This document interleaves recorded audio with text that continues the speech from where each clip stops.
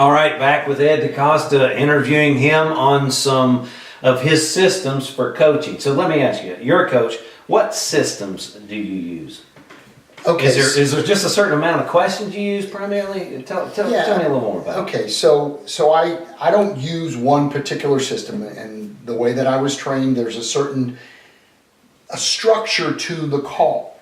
Okay. And it's essentially, of course, it's client driven. This is not a coach training, video. This is a discussion among two coaches. The subject drives the agenda. The subject drives the topic. It's incumbent upon the coach. I love the pilot co-pilot paradigm or metaphor. The coach is the co-pilot. The client is the pilot. Even if they're uncomfortable, they're not sure about coaching. Early on, they're not. They don't know what coaching is. They quite often, like we've talked about before, they think you're going to give them answers. Hey, I got these questions for you. I'm like, well, I'm not. If I answer those questions, I'm really not coaching. Not serving you well. Not serving you well. So the next element is defining success. What is the goal? So is that kind of where you start? Oh yeah, absolutely. Yeah. What do you want to talk about? What would provide the most meaning for you? What would be the most successful to you? What is the goal for this conversation? What kind of results are you looking for? Big picture. Mm-hmm. Again, I always want to make sure that the conversation we're having about a small amount of time makes sense over a longer period of time. Again, as an executive coach, they're leaders. So more often than not, it's the results they're getting in the organization. They got people issues, turnover issues, infighting, politics, bickering, and they're trying to fix it, but they don't know how to fix it. Right? And I'm not there to say, here, take the blue pill or do these 6 steps. It's not that way. And so after we've talked about what the goal is, what a desired outcome is, what are some options? What are some options? What are some of the things that you might be able to do? Just start to brainstorm.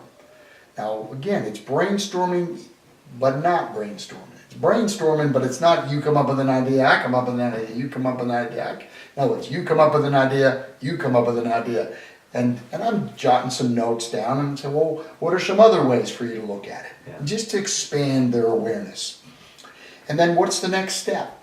If you were going to do that, what would be the first thing to do? And we all know, we've seen the posters, the longest of all journeys begins with one step.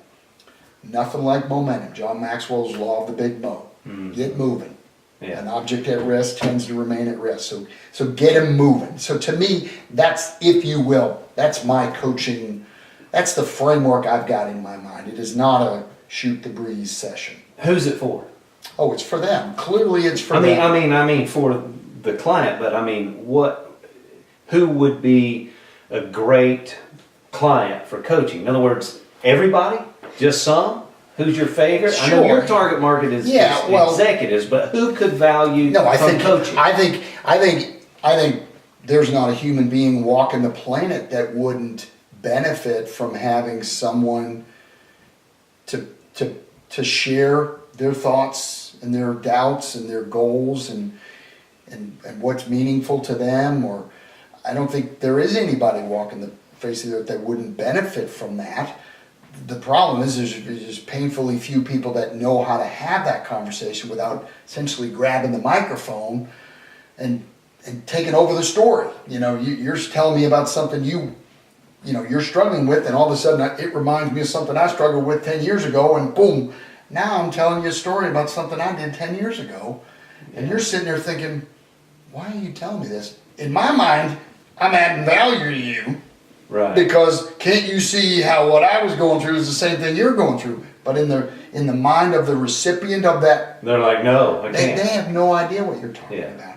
And it's just not coaching. And there's a lot of supposed coaches out there that they rip the microphone out of the hands of their clients and take over the narrative. So one of the things we talk about at Inside Track, the weekend experience is we talk about a lot of empowerment. And it sounds to me like in your coaching sessions, it's more you're empowering the individual to discover, uncover, reveal what's really in them already a lot of times. Yeah, I'm challenging them. Now, Challenge. listen, inside track challenges you, all right? It'll scare you, okay?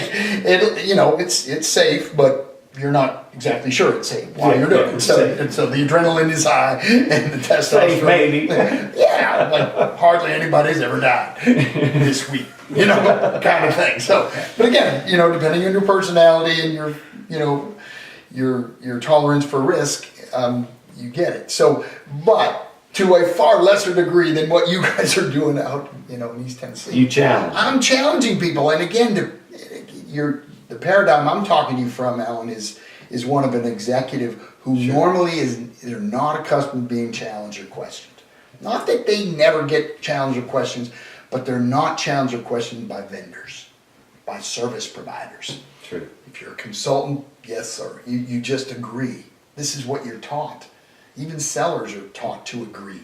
Mm-hmm. Well, a coach, we want to ask tough questions and make sure you answer the question. Now, I'm doing it only with your permission. You told me that's the subject. You told me. I'm not telling you what the subject is. It's not like I got a curriculum. But if you want to talk about your relation with this guy, this VP that reports to you, that you guys just butt heads and it's paralyzing your team and it's having ramifications throughout your organization, what's going on? And they want to change the subject. Like, well, you know what? We're not changing the subject. What's the funnest topic you've ever discussed in a coaching session? Or your favorite? Oh, well, I'll tell you. The funniest story that I have, again, many of them, the men and the women, and it's not just men. Initially, my practice was almost all men. But 40% of them are women now, and I didn't realize that I could speak to women the way I speak to men. And I do. It's respectful, but it's candid.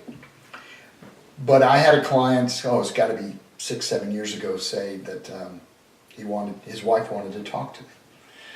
And coaching is confidential. I don't tell anybody what a client says. And now if you're my client, you can tell whoever you want, but I'm not independently verifying. Yeah, I'm not doing it. And if Amanda came to me and said, "Oh, Alan said you guys had a nice conversation about this," I'm not going to confirm or deny that I spoke to your husband about that. I'm just not going to do it.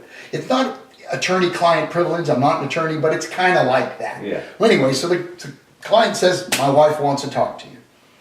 Okay, I'm not telling them, no, I'm giving you permission. I don't care if you've given me permission. I'm not having a so just, would you please get on the phone with her? Okay, I literally set up a time. She calls me. I have no idea what this is going to be. I don't want to be rude to her. I've never met her. But I'm going to not tell her anything. She says, "You've been coaching my husband?" Yes. And I'm literally playing the question in my mind. Make sure I can answer it without violating confidentiality. Yes. Silence. Silence. So your website is this. She's on my website while talking to me on the phone. And I can hear the emotion. And she says, "I just wasn't sure if you were real." I'm like, I'm real. I don't know what's going on now. Because we had done all this work on the wheel of life and goal setting and what's really meaningful to you and a vision board, he'd been more attentive. He got a haircut and was going to the gym and was dressing a little sharp, but she thought he was having an affair. Wow. She thought he was having an affair. Too much change. Right. Too much good change. And he's like, "Well, no, I'm talking ahead about, begin with the end in mind, and your priorities show up in your calendar and your checkbook, and stuff we talk about all the time." And she just thought, well, maybe not. Maybe it's a midlife crisis, and he's motivated for some other reason. And thank God, he wasn't, because I don't actually know if he was or wasn't. But hope he wasn't. Yeah, I hope he wasn't. But so that, to me, that was the most bizarre. Yeah. And of course, he was very happy with me after the fact for at least acknowledging to her that, yes, I am a coach, and yes, I do work with your husband. So, although you say almost everyone could benefit from a good coach, is there anyone you don't coach? Sure, wouldn't coach? Absolutely. No, and I give a complimentary coaching session to people, and I think it's wise. to give a complimentary coaching session to people. And then what do they mean by that? I mean, it's free, right? It's not a full-blown coaching session, and it is confidential, but it's compressed.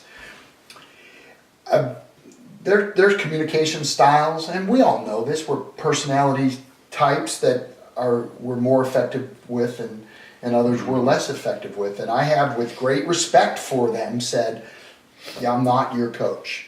I'm not your coach. Why is that? Because in that coaching relationship, man, I am as raw as you can be. So I am, you think I'm blunt now and candid now, I'm more so there. But I'm not trying to hurt anybody's feelings. Yeah, you're trying to help them get better. I am trying to help them get better, but there's some people that, man, they're, and again, I don't want to make it out to be some movie scene, but they can't handle that. They don't want to handle it. And so there are people that are far more gentle. And I'm not mocking that. I'm not saying they're not as effective coaches. They are. But they're more gentle. That's their style versus this is precisely. your style. And I just say I think that working with somebody who's got more of your personality type, more your energy level, would be more effective for you. And what I want is what's effective for you. So a size up is similar personality styles. It isn't even similar personality styles. It's not just it's how ready are they to drive change. And again, most of them top level executives, so they're D's, some of them are high I's, so they're people, but they're mostly drivers. And drivers mostly need drivers. Because drivers, the highest D's, that's all they want to talk with. If you're not a driver, you're boring then. Okay? Right. Not moving fast enough. Not getting results they want. Right? So if somebody's not, if somebody's a high S and a low D, I'm going to intimidate them. Yeah. I am. And I'm a nice guy. I'm not going to hurt anybody, but. So last question on the coaching. Team coaching or individual coaching? Yeah, it's all one-on-one. Team coaching, group coaching, put it this way. In principle, I like it and I do it. But I personally don't like the term. Why? Because if coaching is confidential and what the coach says to the client is confidential, and oh, by the way, where I learned and what I believe is that is true, you cannot coach confidentially a group of people. Now, listen, if it's a couple, it's a marriage, relationship coach, and you're with a husband and wife, I get that. I don't do that. Okay, I don't do that, and I get that part. That's confidential. But if you've got a leadership team, so what would you call that? A team? More consulting? Leadership development. Okay. We talk about the same subjects: communication, effectiveness, inspiration, motivation. All the building blocks, culture versus strategy. We talk about similar subjects, but not in this kind of in your face sort of move the needle. And that's interesting. Okay, rapid fire questions. Here we go. Helicopter, airplane. Well, I know where I'm talking to. I will say helicopter. It's just loud but exciting. Oh yeah, isn't it though? You just picked right up. Yeah. Okay, Christmas, Thanksgiving. What's your favorite? Gotta be Christmas. Christmas? Gotta Okay. be Christmas. All right. Casual, formal? Oh, casual. For Casual. Sure, man. But you dress up more than you probably go casual, particularly with your clients? Well, yeah, I know you gotta look the part. And I honor looking the part, but this is what I want to look like all the time. Beer or wine? Lately, wine. I went out to Silicon Valley, to the wine country, Sonoma. Forgot the name of it. And Linda and I, we had an absolute blast. Awesome. And they were not snobs about it. And I was all ready for them to be snobs and to give them a piece of my mind. And I never gave anybody a piece of my mind. I was going to be like, listen, lose the attitude. And we left there, and it was like, they were not soccer snobs. There are a lot of soccer snobs. They were not wine snobs. There was one woman, she was like, I don't care what the price of a wine is. To me, it's all about whether it tastes good. I'm like, I love that woman. It was awesome. Boxing, MMA. Ooh, as a kid, there was no MMA. So, Muhammad Ali and Joe Frazier. I mean, it was in many respects, the golden age of boxing. So I'm still partial to Boxing, Marvin Hagler, Tommy Hearns. I mean, I could play in my mind a handful of boxing matches, but there's nothing more exciting today than MMA.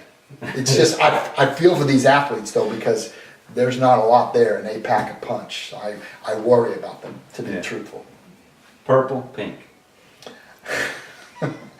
He says to the colorblind engineer, I don't know, what color is this? I don't even know what color it is. Is it gray? Whatever color this is, tell me it's not purple. Is that a gray? Okay. I don't know. Pink. It's pink. The circle's pink right there. Is it? Yeah. But There I am, it looks rocking a great pink on you. shirt. It looks great on you. Okay, so coaching with Ed. A little more insight on the man, Terrific. Ed Decosta.